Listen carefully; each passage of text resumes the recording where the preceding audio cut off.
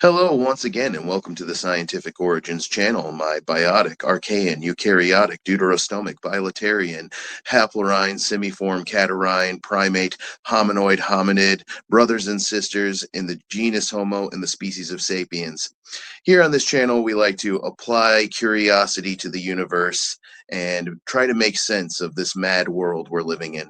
So for the month of April, I'm going to try to every day for April Fools, post a video about bad faith debate tactics and logical fallacies. And today we're going to talk about another greatest hit, as if you were, a fallacy that gets frequent flyer miles, the ad nauseam argument, also known as argumentum ad infinitum, or the argument from repetition.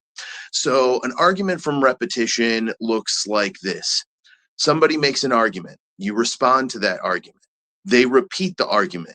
You respond to the repetition. They repeat the argument again. It's a strategy of debating where you're not hoping to convince your opponent with a really good case.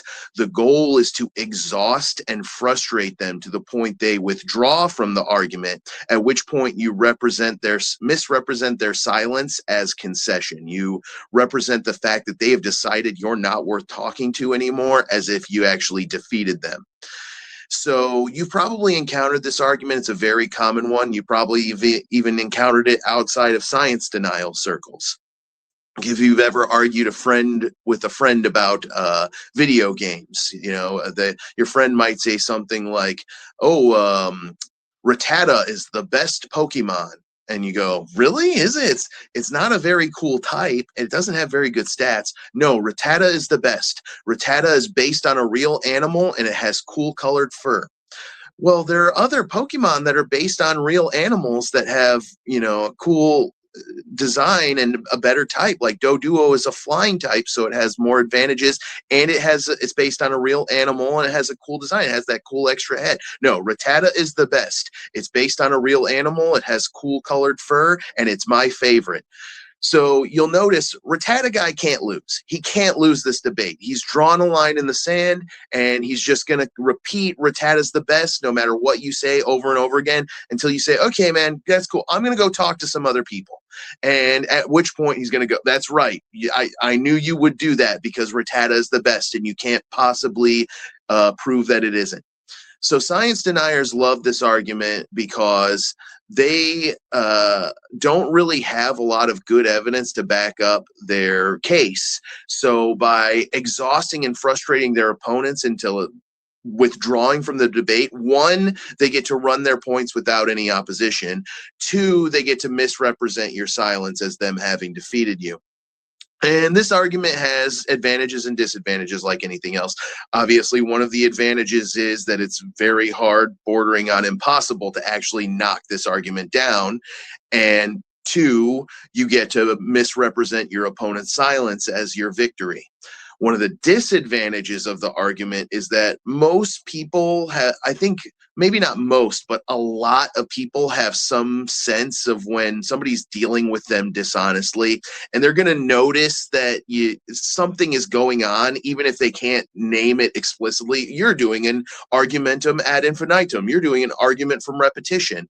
And it can be hard to recognize in the moment when it's happening, because we tend to just assume people are good faith when we're interacting with them. So those are some of the advantages. The main disadvantage of the argument is, like I was saying, people are going to have some sense that something dishonest is happening here. And as a result, you're going to alienate almost all but the most extreme people who are really emotionally invested in your position, or have been trained to believe in a dogmatic presupposition. And that's actually kind of also a feature for science deniers. That part of the reason they love this argument so much is that they end up with a really gullible, really extreme audience. All the people who aren't easy to convince, they leave. And so they're left with an audience that's really, really easy to convince with their position. And they don't have a lot of pushback from the audience anymore. So it's almost an advantage instead of a disadvantage for science deniers. And so that's why they use the argument a lot. And hopefully now you understand a little bit better how the argument from repetition works and why it is dishonest. And yeah, unfortunately, I don't think I can really give you a lot of good tactics for dealing with it, because by design, it is not meant to be dealt with. It's less of a practice in logic and more of a practice in stamina. And so if you don't have a lot of stamina, you're going to lose to the ad nauseam argument fast.